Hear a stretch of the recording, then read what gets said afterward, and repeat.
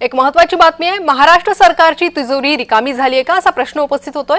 सांगलीत कंत्राटदाराच्या थकबाकीने प्रश्न उपस्थित झालाय।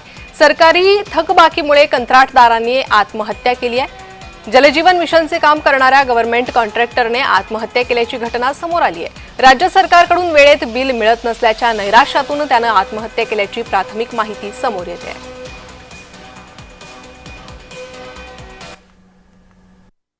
महाराष्ट्र शासनाच्या जलजीवन मिशनच्या कडे काम करणारे आमचे सांगलीचे कंत्राटदार बंधू माननीय हर्षल पाटील वय वर्ष 35 वर्ष यांनी काल सांगली येथे गळफास घेऊन आत्महत्या केलेली आहे। याचं कारण म्हणजे जलजीवन मिशन मध्ये त्यांचे जवळपास 1.5 कोटी रुपयाचे देयक गेल्या वर्षभरापासून प्रलंबित होते आणि ते बिल मागण्यासाठी ते कायम तगादा लावत होते शासनाकडे, परंतु शासनाने बिल दिलेले नाही।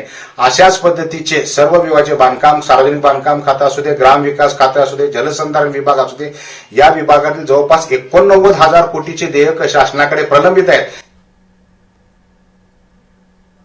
आणि याच संदर्भात अधिक माहिती देण्यासाठी आमचे प्रतिनिधी दीपक चव्हाण हे आमच्या सोबत जोडले गेले आहे।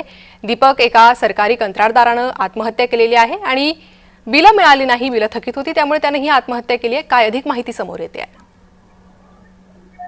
नक्कीच ही दुर्दैवी घटना मानली जाते, कारण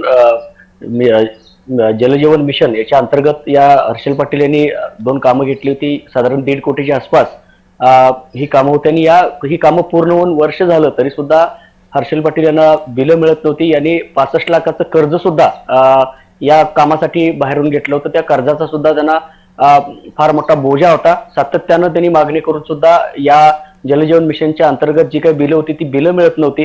त्यामुळं त्यांनी यापूर्वी सुद्धा आपल्या मित्रांनाही सांगितलं होतं की मला आता शासन बिलं देत नाही, त्यामुळे मला आत्महत्या केल्याशिवाय पर्याय नाही, असं तो सातत्यानं मित्रांनाही म्हणत होते। मात्र वयाच्या 35 मध्ये त्यांनी नैराश्यपोटी आणि या कर्ज कसं फेडायचं किंवा शासन बिल देत नसल्यामुळे नैराश्यातून हर्षल पाटील यांनी आत्महत्या केलेली आहे। आणि नक्कीच यामुळे पुन्हा एकदा जे काही कंत्राटदार आहेत यांच्या बिलांचा प्रश्न पुढे येतोय, कारण बिलं वेळेत मिळाली नाहीत तर कंत्राटदारांनी जगायचं कसं अशी अवस्था सुद्धा या निमित्तानं पुढे येते। नक्कीच दीपक, धन्यवाद या सविस्तर माहितीसाठी।